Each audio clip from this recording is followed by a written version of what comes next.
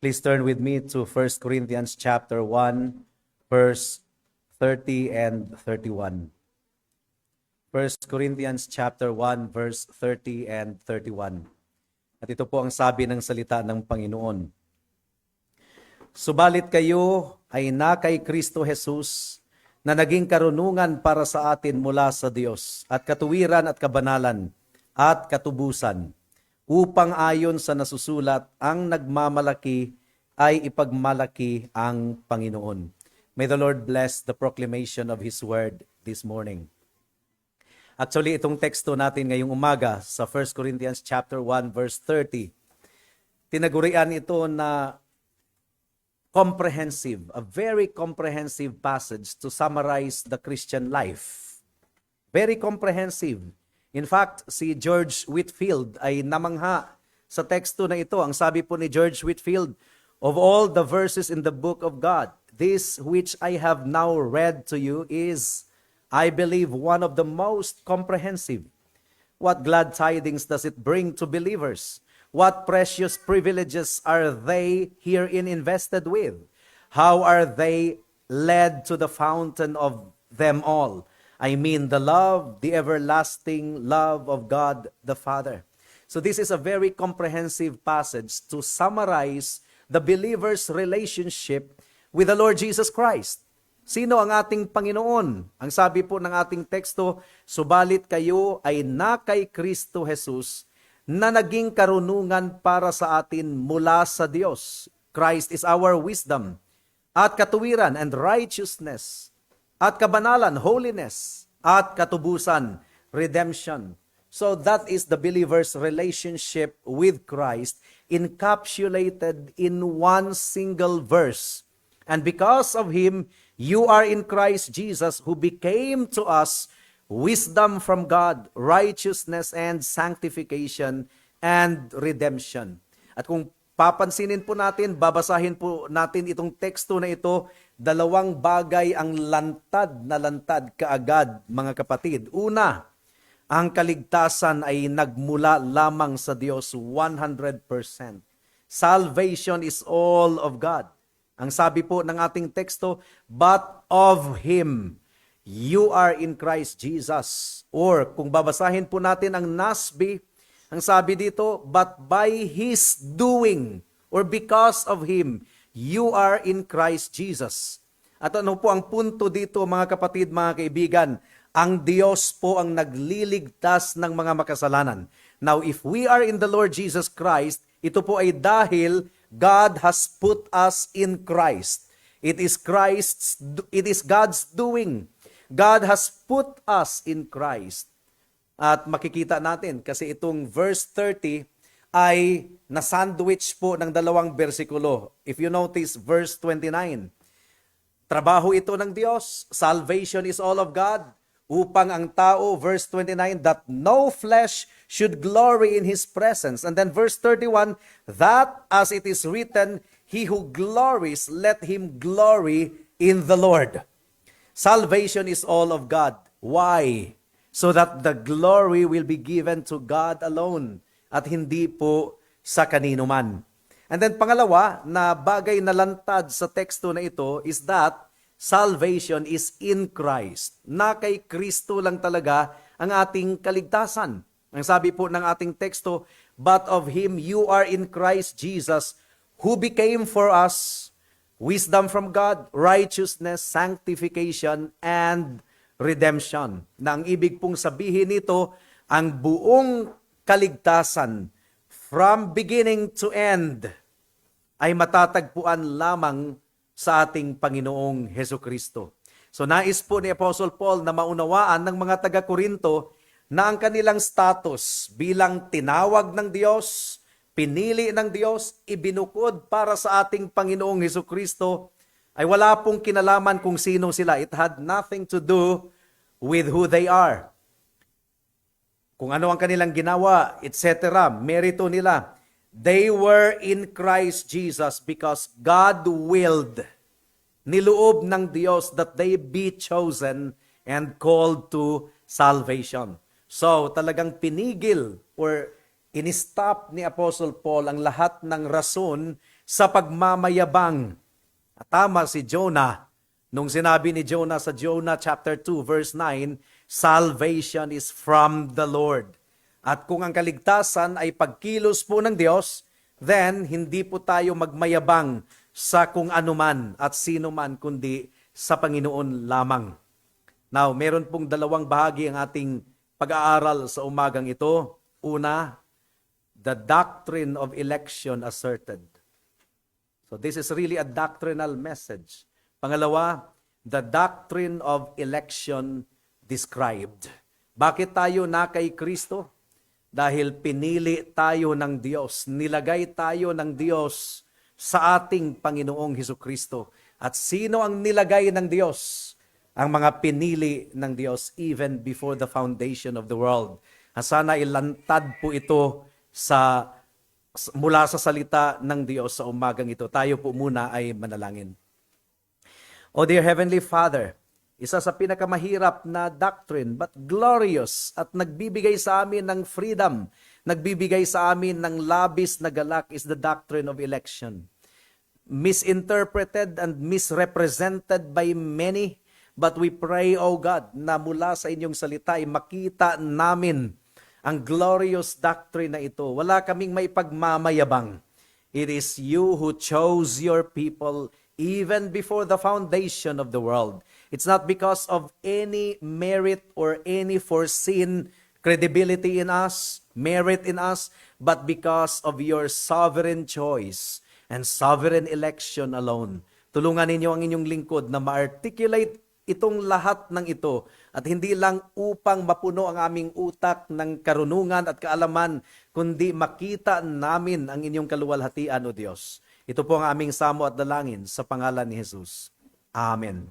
The doctrine of election asserted. Ang sabi po ng ating teksto sa verse 30, and because of Him, dahil sa Diyos lamang, because of Him, you are in Christ Jesus, who became to us wisdom from God, righteousness and sanctification and redemption. Because of Him, we are in Christ Jesus. At sino yung dinescribe ng Bible na in Christ? Because if we are not in Christ, we are outside of Christ. So sino yung nilagay ng Diyos in Christ? Well, Ephesians chapter 1, verse 4 to 5. Sino yung mga na kay Kristo who are in Christ Jesus? Ang sabi po ng Ephesians 1, 4 to 5, ayon sa pagkapili niya sa atin sa Kanya, in Him, in Christ. So sino yung mga na kay Kristo who are in Him? Sila yung mga pinili ng Diyos. Ayon sa pagkapili sa atin sa Kanya, bago itinatag ang sanlibutan upang tayo'y maging banal at walang dungis sa harapan niya sa pag-ibig. So ang sabi po ni Apostle Paul, lahat ng mga na kay Kristo ay pinili. Hinirang. He chose us in Him before the foundation of the world. And then sa verse 5 ng Ephesians chapter 1, ay ginamit ni Apostle Paul ang isa pang terminology na tinatanggihan ng marami sa modern Christianity. Itong word na predestined. Nakuha natin? Ephesians chapter 1 verse 5. Ang sabi dito, tayo'y itinalaga sa pagkukup-kup upang maging kaniyang mga anak sa pamamagitan ni Hesukristo. So ginamit yung salitang predestined. Hindi na po dapat question, mga kapatid, mga kaibigan, ang katotohanan na ang Biblia ay nagtuturo talaga ng blessed gospel doctrine of God's sovereign, eternal election of some to salvation before the world began. Yung mga nagsasabi ng Biblia ay hindi nagtuturo ng election, either they are ignorant of the scriptures or they are just dishonest, utterly dishonest. Punong-puno ang salita ng Panginoon from Genesis to Revelation ng katotohanan na ang Diyos talaga ang pumili, hindi po ang tao ang pumili sa Diyos. Psalm chapter 65 verse 4. Please turn there. Psalm chapter 65 verse 4. Kung pabayaan ng tao sa kanyang sarili, patay siya sa kasalanan, ayaw niya sa Diyos. Ang kanyang pipiliin ay kasalanan. But the fact na tayo ay na kay Kristo, lumapit sa Diyos, hinanap natin ang mukha ng Diyos, what does it mean? Ano ang dahilan? Dahil mas improvised ang ating utak? Or dahil mas refined ang ating worldview? No. Ang sabi po ng Psalm 65 verse 4, mapalad ang tao na iyong pinipili at pinalalapit upang manirahan sa iyong mga bulwagan. Kami ay masisiyahan sa kabutihan ng iyong bahay, ng iyong templong banal. So, kung merong tao na lumapit sa Diyos, it's not because of anything that is in that man. It is because God chose that man to come to Him. Again, kung pabayaan ang tao sa kanyang sarili, ayaw niya sa Diyos. John chapter 15 verse 16. Ang tao nag-iisip talaga na siya yung first cause. Kung nasa Panginoong Hesukristo siya ang first cause, ang kaluwalhatian ay nasa Kanya. But the Lord Jesus Christ is very frank. In John chapter 15 verse 16, ang sabi po ng ating Panginoon, ako'y hindi ninyo pinili, ngunit kayo'y pinili ko. Huwag na nating baliktarin yung language ng ating Panginoon. Kasi ang Panginoon na mismo ang nagsasabi, categorical, ako'y hindi ninyo pinili, ngunit kayo'y pinili ko at itinalaga ko kayo upang kayo'y humayo at magbunga at ang mga bunga ninyo'y mananatili upang ang anumang inyong hingin sa Ama sa aking pangalan ay ibigay niya sa inyo. Kaya sa ating teksto dito sa 1 Corinthians 1:30, mga kapatid, ang sabi po dito, but of Him, or but because of Him, because of God, you are in Christ Jesus. Dahil po sa ating Diyos, sa Kanyang awa at biyaya, it's because of God's choosing. It's because of God's choosing. It's because of His calling. Ang pagkilos niya sa isang tao, kung bakit ang tao na iyan ay nasa ating Panginoong Hesukristo. So if we are to articulate a proposition, sa message sa umagang ito, kung ikaw ay anak ng Diyos, kung ikaw ay nananampalataya sa ating Panginoong Hesukristo, kung ikaw ay tinubos sa pamamagitan ng dugo ni Kristo, kung ikaw ay na-born of Spirit at tinawag sa pamamagitan ng Kanyang biyaya, ang iyong kaligtasan at ang iyong pananampalataya kay Kristo ay resulta ng election mo ng Diyos. It is the result of your election of God. Acts chapter 13 verse 48. Ang sabi po dito, Acts 13:48, binabaliktad ito ng maraming Arminians. Binabaliktad ito, pero ang pattern po ng scriptures ay malinaw po. Acts 13:48, ang sabi dito, nang marinig ito ng mga hintil, nagalak sila at niluwalhati ang salita ng Diyos. Take note of this. At sumampalataya ang lahat ng mga itinalaga sa buhay na walang hanggan. Sino ang sumampalataya? Sumampalataya ang lahat ng mga itinalaga sa buhay na walang hanggan. Now, hindi po sinabi ni Paul na, and as many as believed were ordained unto eternal life. Baliktad yun.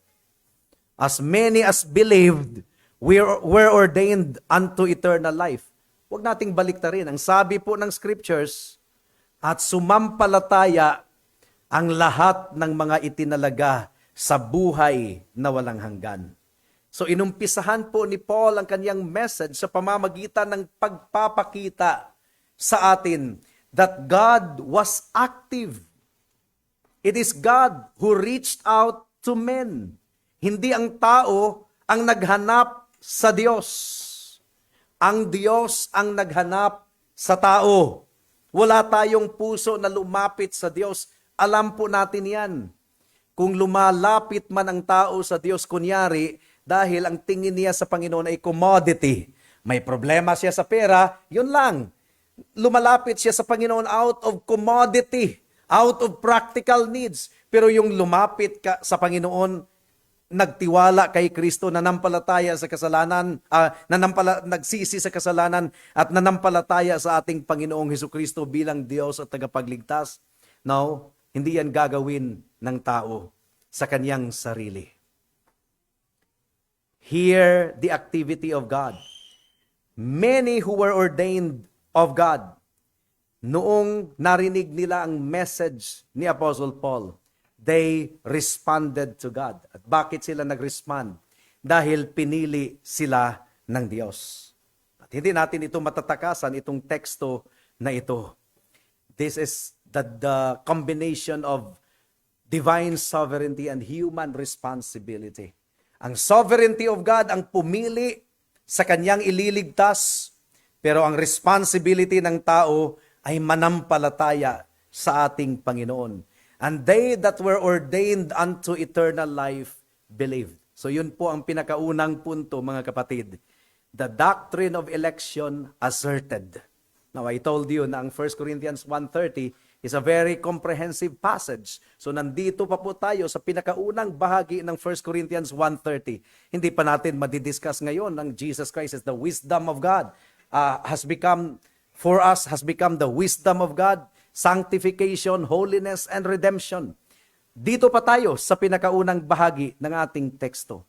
Pangalawang punto, the doctrine of election described. Ano ang sinasabi ng banal na kasulatan patungkol sa pagpili ng Diyos sa mga makasalanan na tulad natin upang kaniyang iligtas?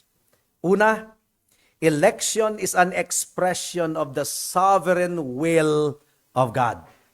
Ang election po ay expression ng soberanong kalooban ng Diyos. Please turn once again to Ephesians chapter 1, verse 5. Bakit pinili tayo ng Diyos?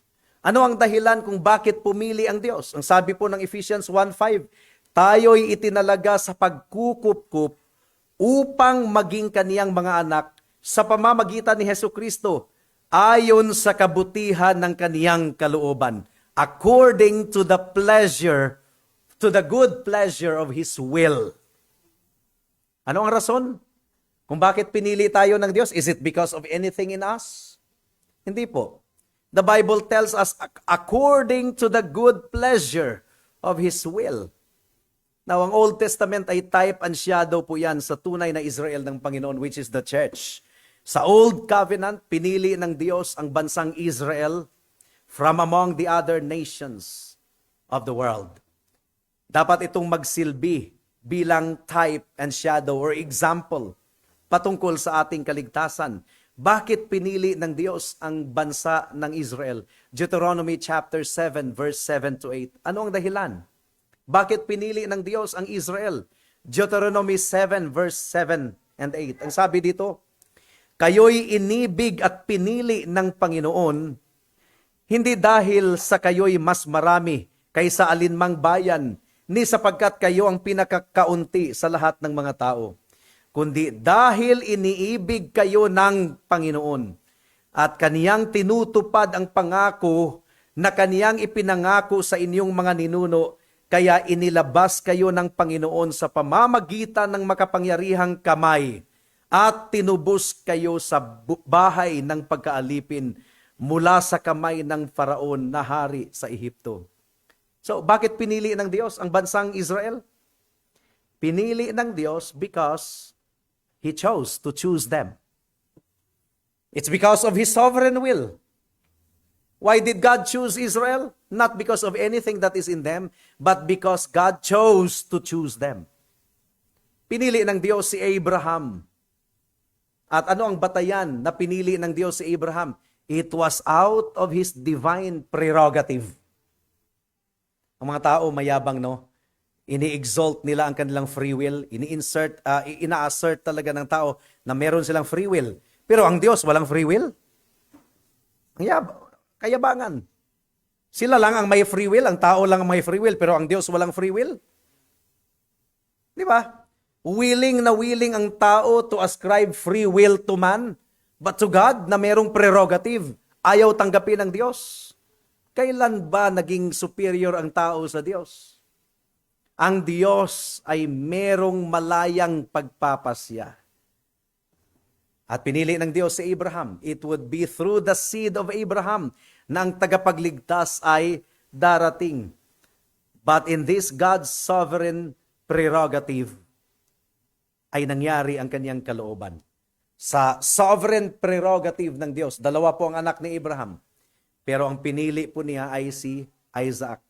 Now, itong si Isaac ay merong dalawang anak na kambal, si Esau at saka si Jacob. Ang firstborn ay si Esau.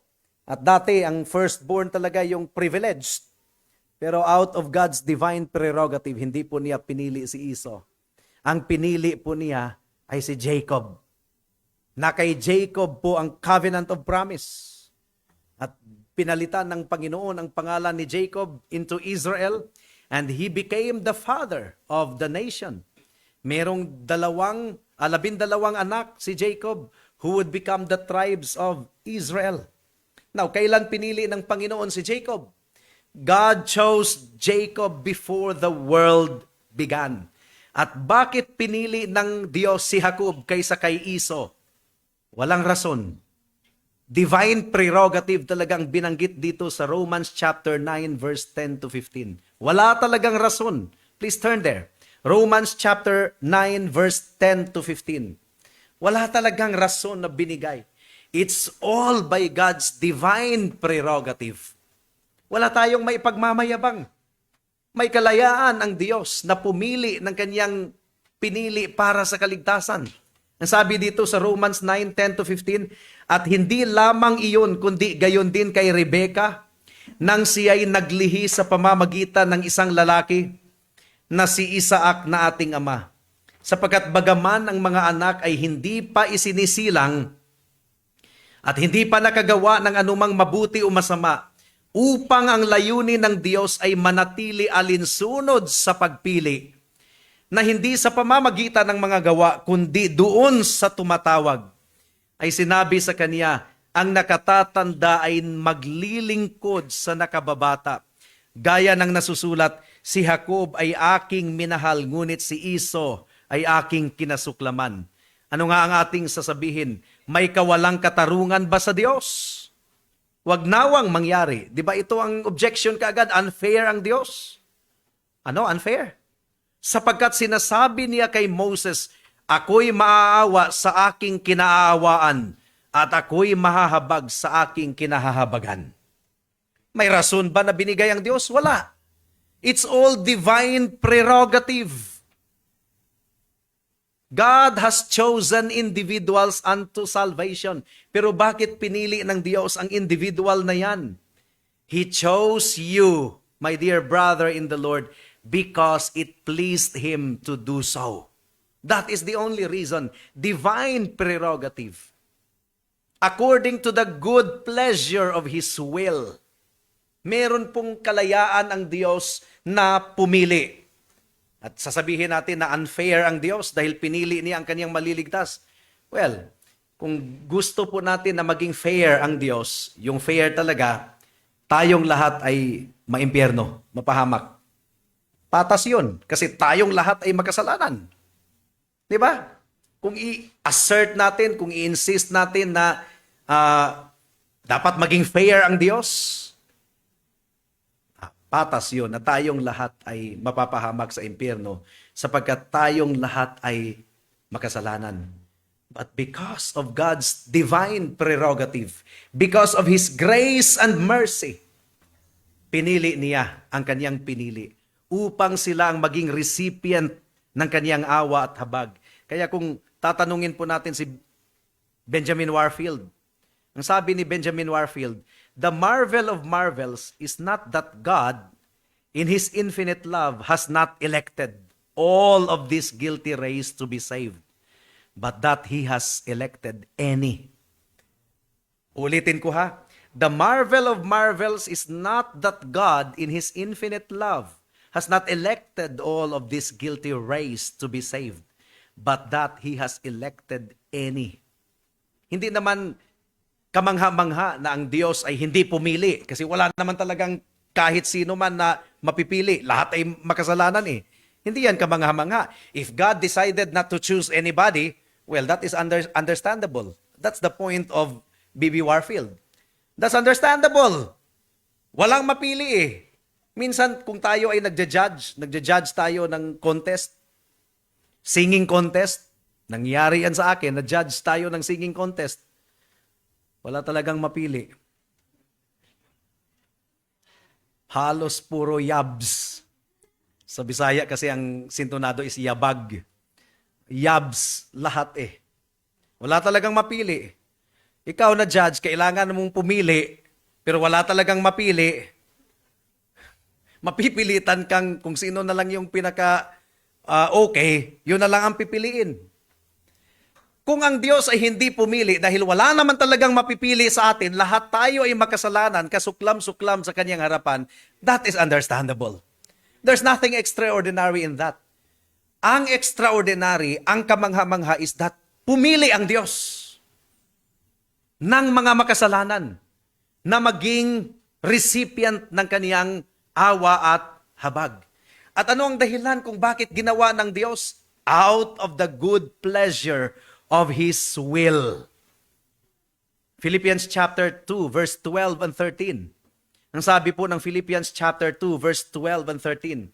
Kaya nga, mga minamahal ko, kung paanong lagi ninyo akong sinusunod, hindi lamang sa harapan ko, kundi higit ngayon na ako'y hindi ninyo kasama, ay isagawa ninyo ang inyong sariling kaligtasan na may takot at panginginig, sapagkat Diyos ang gumagawa sa inyo maging sa pagnanais at sa paggawa para sa kaniyang mabuting kalooban, according to the good pleasure of His will.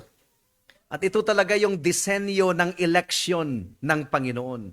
That God chose to save a multitude from among the host of lost humanity simply because it pleased Him to do so.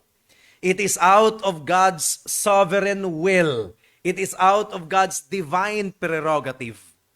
Wala talagang maipagmamayabang ang tao. Kung tayo ay na kay Kristo, ang response ng ating puso, salamat. Out of gratitude, sambahin natin at purihin ang Diyos. Hindi talaga yung tipong pinili ako ng Diyos dahil may pogi points ako sa kanyang harapan. No. Pangalawang description ng election sa Biblia is that this act of God's choosing a people took place in eternity past. Took place in eternity past. Hindi pa nilikha ang mundo. Hindi pa nakapasok ang kasalanan sa mundo. May pinili na ang Diyos. It took place in eternity past. Sila ang magiging recipient ng kaniyang electing grace. So hindi pa nilikha ang mundo, no? Hindi pa nakapasok ang kasalanan sa mundo, may pinili na ang Diyos. Psalm chapter 53, verse 2 and 3. At ano ang palatandaan na ikaw ay pinili ng Diyos? Kung ikaw ay na kay Kristo. Kung ikaw ay nanampalataya kay Kristo, nagsisi sa kasalanan mo, kasi lahat ng pinili ng Diyos, pinagkalooban niya ng pagsisisi at pananampalataya kay Kristo. Psalm chapter 53, verse 2 and 3.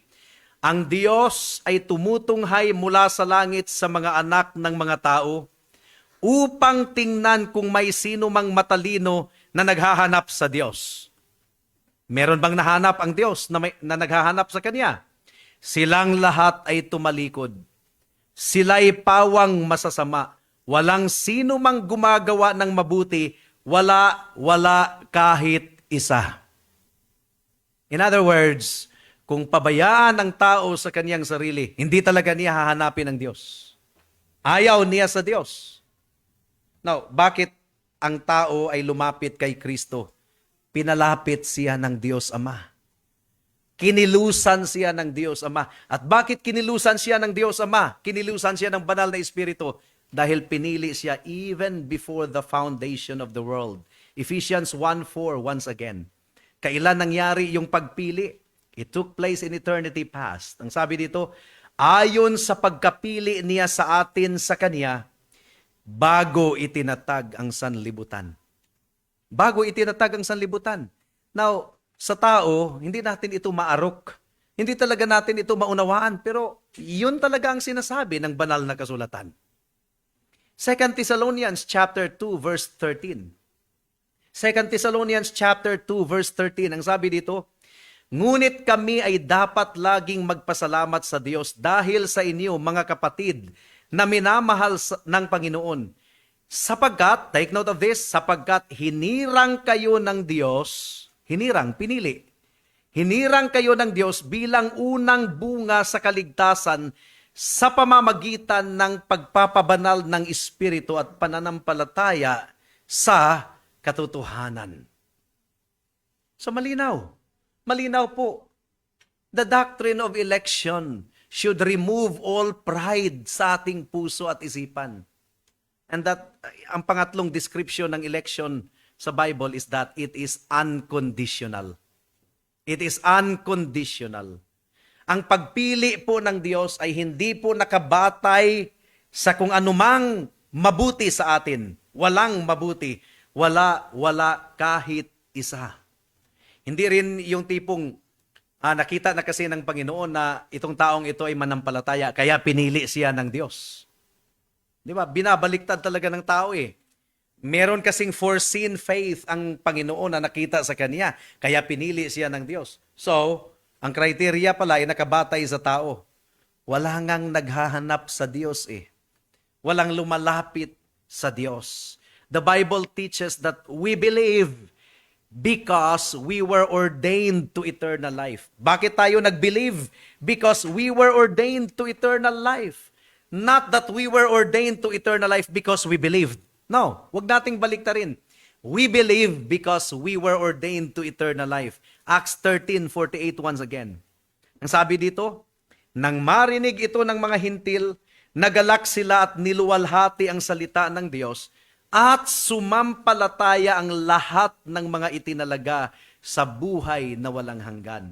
We believe because we were ordained to eternal life, not the other way around. Hindi yung tipong we were ordained to eternal life because we believed. Wrong.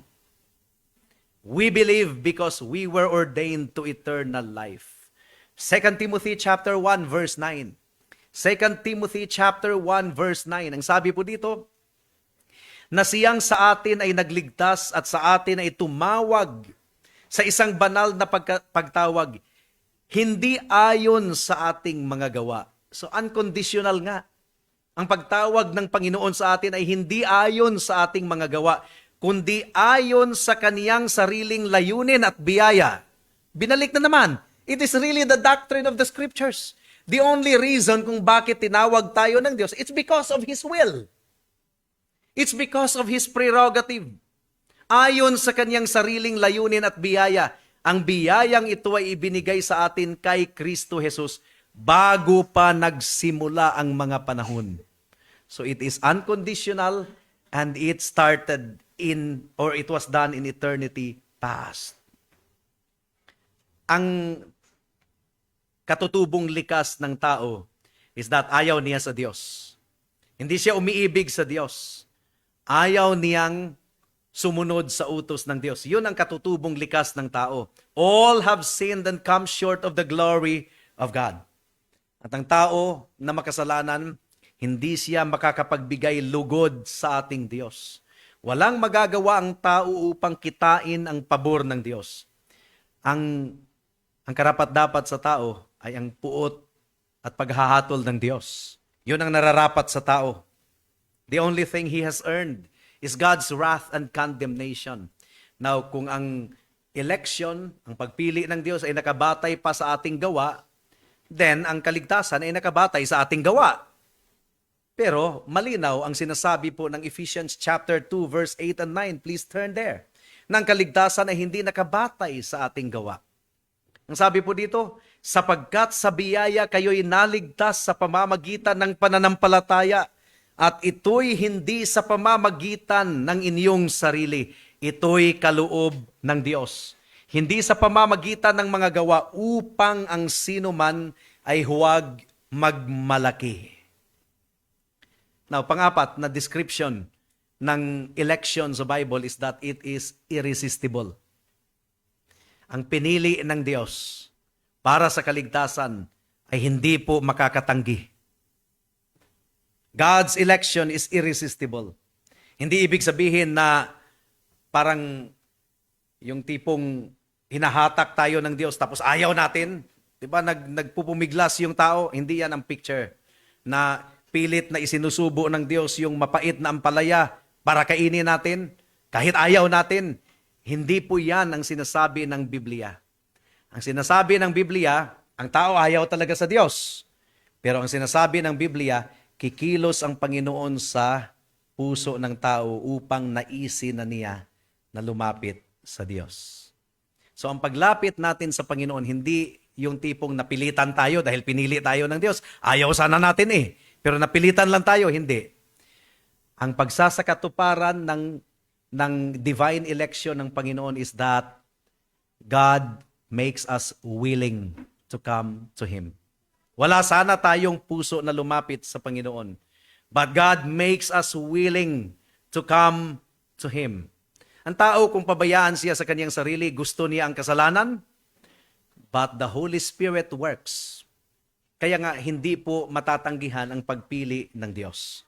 Lahat ng pinili ng Diyos na binigay ng Ama sa Kanya ay lalapit sa Kanya. My people will be willing in the day of my visitation. John 6:37. Sino ang lalapit kay Kristo? Willingly? John 6:37. Ang sabi po dito, ang lahat ng ibinibigay sa akin ng Ama ay lalapit sa akin. So kung ikaw ay lumapit kay Kristo, yung tunay na paglapit, that means binigay ka ng Ama kay Kristo. Dahil John chapter 6 verse 44, wala talagang makakalapit kay Kristo maliban na lang na ipinagkaloob ng Ama. Please turn there. John chapter 6 verse 44. Ang sabi po dito, mga kapatid, mga kaibigan, no one can come to me unless the Father who sent me draws him, and I will raise him up on the last day. Balik tayo sa 37. Ang lahat ng ibinibigay sa akin ng Ama ay lalapit sa akin, at ang lumalapit sa akin, kailanman ay hindi ko itataboy. Now, ang tanong dito, Pastor, meron bang lalapit sa Panginoon? Gusto sana niyang lumapit sa Panginoon, pero hindi siya elect. Gusto sana niyang lumapit sa Panginoon pero kaso hindi siya elect. Anong mangyayari? Ang hindi elect, hindi talaga yan lalapit sa Panginoon. Mananatiling matigas yan. Kung ang tao ay lumalapit sa Panginoon, that is a good sign na siya ay pinili ng Diyos. Kasi ang elect, ang taong hindi pinili ng Diyos, hindi talaga yan lalapit sa Panginoon. Kahit gusto sanang maligtas ng tao, pero kaso hindi siya elect Kaya wala siyang magagawa. Lumapit sana siya sa Panginoon, pero hindi siya elect, so it's a puwera siya. That is contradiction kasi ang tao na hindi pinili ng Diyos, wala talaga yung heart na lumapit sa Panginoon. Ang kanyang puso ay mananatili sa kasalanan. Kung siya ay lumapit sa Panginoon, dahil una siyang ibinigay ng Ama kay Kristo. Ang lahat ng ibinibigay sa akin ng Ama ay lalapit sa akin. At ang lumalapit sa akin, kailanman ay hindi ko itataboy. Kaya, lumapit ka ba kay Kristo, kaibigan? Kung tunay kang lumalapit kay Kristo, huwag mo nang itanong kung elect ba ako. The fact na lumapit ka kay Kristo, may pangako ang Diyos, ang sino mang lumapit sa akin, kailanman hindi ko itataboy. Doon mo panghawakan yung pangako na yan. Actually, hindi yan business natin na sasabihin natin elect ba ako or hindi. The fact na ikaw lumapit sa Panginoon, may pangako ang Diyos na hindi ka niya itataboy. John 6:65. Ang sabi po dito, John 6:65. And he said, "This is why I told you that no one can come to me unless it is granted him by the Father." Wala talagang makakalapit sa akin maliban na lang na ipinagkaloob ito sa kanya ng Ama. Now, panglimang description ng election sa Bible is that election is founded upon the work of Christ. Ang pagsasakatuparan ng pagpili ng Diyos sa mga makasalanan ay hindi po hiwalay sa ginawa ni Kristo. Because salvation is in Christ. In the covenant of redemption, ang layunin po ng Diyos is that He will redeem a particular people. But how will He redeem a particular people? By the blood of Christ. By the righteousness of Christ. Pinili ng Diyos ang particular people upang ibigay niya sa kanyang anak. Pero itong mga taong ito ay makasalanan. So kailangang tubusin sila. Papaano sila matubos? Sa pamamagitan ng ating Panginoong Hesukristo. By His own death, the finished work of Christ makes the salvation of the elect certain. And it is according to divine purpose. Sinugo si Kristo dito sa mundo upang i-accomplish ang katubusan para sa kaniyang mga pinili. Ephesians chapter 1 verse 4, just as He chose us in Him before the foundation of the world. At ang lahat ng mga pinili ng Diyos para sa kaligtasan, what kind of salvation? Matthew 1:21. Matthew 1:21. Ang sabi dito, siya'y manganganak ng isang lalaki, at ang pangalang itatawag mo sa kaniya ay Jesus, sapagkat ililigtas niya ang kaniyang bayan. Ano ang description ng kaligtasan dito? Ililigtas niya ang kaniyang bayan sa kanilang mga kasalanan. It is salvation from sin. John chapter 6 verse 38 and 39. John chapter 6 verse 38 and 39. Ang sabi po dito, sapagkat ako'y bumaba mula sa langit, hindi upang gawin ko ang aking sariling kalooban, kundi ang kalooban ng nagsugo sa akin. At ito ang kalooban ng nagsugo sa akin, na sa lahat ng ibinigay niya sa akin, di ba? Lahat ng ibinigay ng Ama sa akin, ay huwag kong iwala ang anuman, kundi muli kong bubuhayin sa huling araw. Lahat ng elect ay lalapit talaga kay Kristo. Walang mawawala kahit sino man. And God is the God of providence. Kung pinili ng Diyos ang isang tao upang manampalataya sa Kanya upang maligtas, sinisigurado ng Diyos, tinitiyak ng Diyos na yung tao na yan ay maabot ng pangangaral ng gospel. Faith comes from hearing and hearing by the word of God. Hindi kasi pwedeng maisakatuparan ang pagpili, hiwalay sa gospel proclamation, hiwalay kay Kristo. So ang Diyos, He is the God of providence. Lahat ng kanyang pinili, bago sila mamatay, ay madadatnan at madadatnan talaga ng gospel proclamation.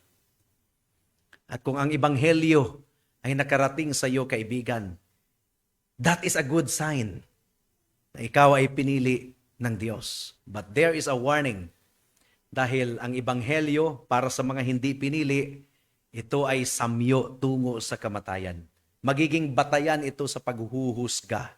Kasi marami pong nakakapakinig ng gospel, hindi dahil pinili sila at hindi dahil tumugon sila, kundi ang gospel na kanilang napakinggan ay nagiging batayan ng paghuhusga ng Diyos sa kanila dahil kanilang nireject.